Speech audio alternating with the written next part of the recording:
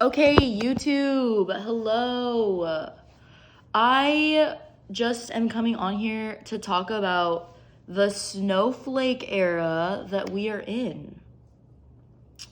So, I like to watch book reviews on YouTube, and specifically, I really love Haruki Murakami. And I had gone through lots of his books and I stumbled upon Dance Dance Dance. I was at the bookstore and it was on sale, and I thought, oh, why not? This is a sequel to what is it called? A Wild Sheep Chase.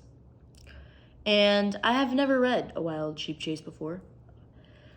But I was like, okay, I got this book from the bookstore. Let me watch a book review.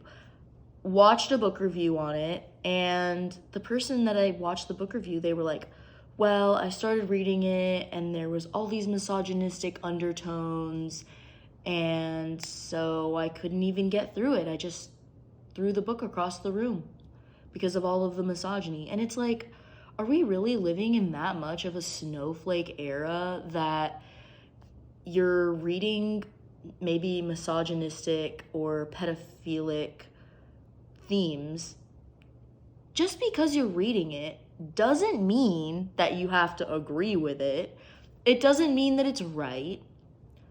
But I'm noticing that some of the people who claim to be woke are like some of the most closed-minded people. It's like, open your mind. It's there might be these themes that are uncomfortable, that are fucking straight up wrong, and that you don't agree with.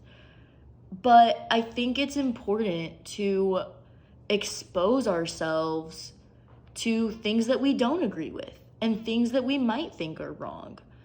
And maybe morally it doesn't sit right with you, but I like to dig my toes down deeper into the sand of discomfort and truly not, you don't even have to empathize. You don't even have to try to understand why the author is writing what they're writing, or why it's just, it's understanding that,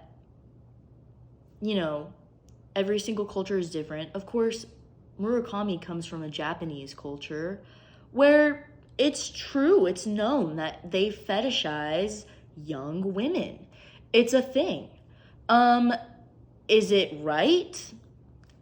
I personally don't agree with it. I don't think it's right. And I do think in the book there are some themes that they're kind of fucked up. But I am not gonna let that stop me from reading his wonderful writing. He uses beautiful diction, beautiful prose. Overall, the story takes you on a journey. You're on a journey, you're going, and you're there. You're with the character, and you're feeling for these characters. And,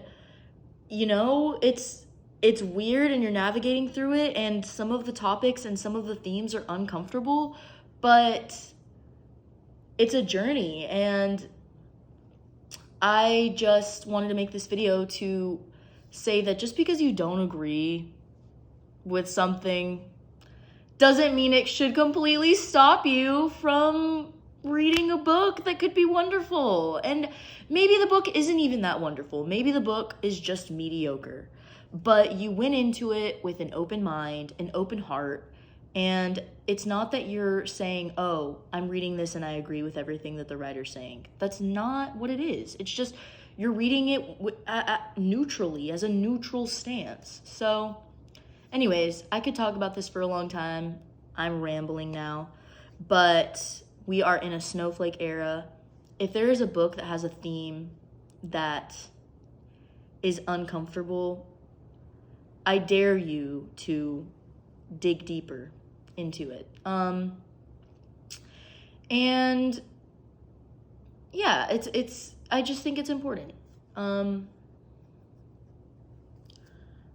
Next, yeah, that's the first YouTube video that I wanted to make. Overall, the book is good. I'm on page like 200, and it's at first the book was really slow, and it took me a while to kind of get through the first half. But then it slowly started to kind of pick up and things started to make more sense.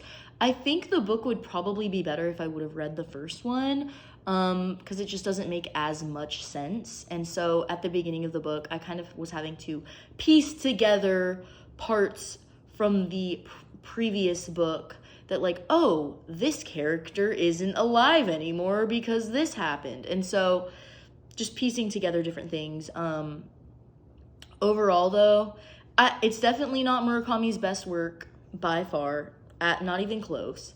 And it doesn't have as many of the surrealism, any of the fantastical, mystical things that make Murakami.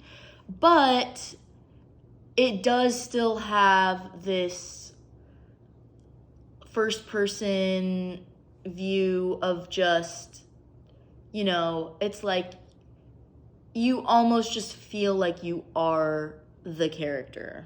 And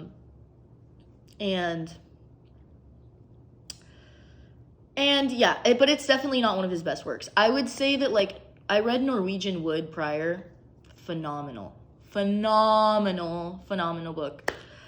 So yeah, it definitely doesn't top Norwegian Wood, and it certainly doesn't top Kafka on the Shore or yeah, honestly any of his other books, but it's still good in its own way, and again follows a, you know, middle-aged 34-year-old man. Kind of, he's going through life, he's piecing things together after his you know, late wife died, and he's figuring it out, but there's this other world that he's kind of he gets pulled into, and he's trying to figure it out.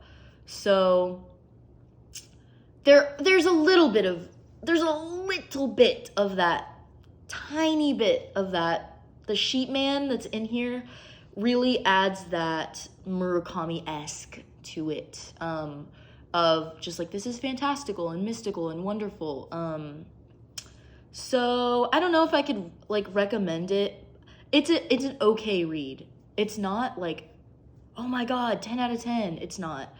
But it's not horrible either. It's not something that I've slammed down on the ground or threw across the room like other readers have. So that is my spiel. Thanks for listening. Hugs, kisses, love.